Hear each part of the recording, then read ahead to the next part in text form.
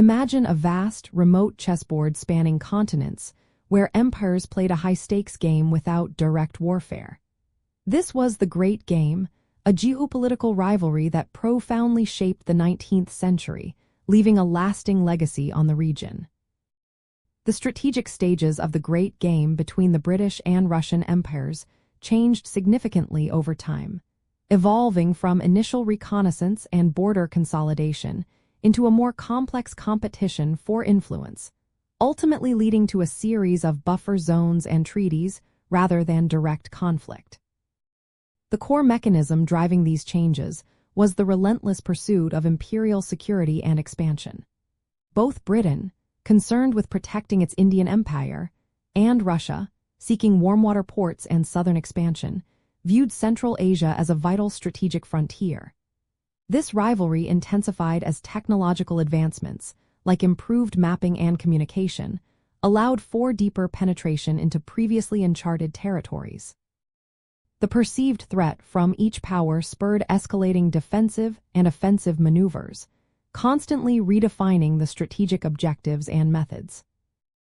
Initially, in the early 1800s, the game involved explorers and spies gathering intelligence and seeking alliances with local rulers, focusing on understanding the vast, unknown lands of Central Asia. As the century progressed, this shifted into a period of more direct engagement, with both empires consolidating their frontiers and establishing protectorates. For example, Britain engaged in wars in Afghanistan to secure a protective buffer for India, while Russia steadily annexed khanates like Khiva and Bukhara, pushing its borders southward. This increased proximity naturally heightened tensions and required new diplomatic strategies to manage the direct adjacency of imperial interests. A key shift involved the transition from indirect influence to establishing physical control and formal agreements.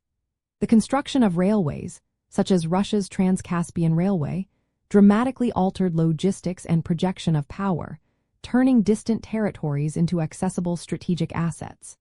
This prompted a move towards defining precise boundaries and spheres of influence, replacing vague claims with concrete lines on a map. This crucial development created the need for more formal diplomatic solutions to prevent direct military confrontation between the great powers.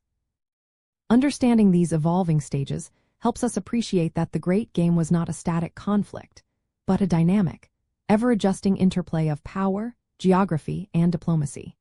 It demonstrates how empires adapted their strategies in response to each other's moves and the changing geopolitical landscape, ultimately shaping the modern borders and political identities of many Central Asian nations, without ever culminating in a major war between the two primary rivals themselves.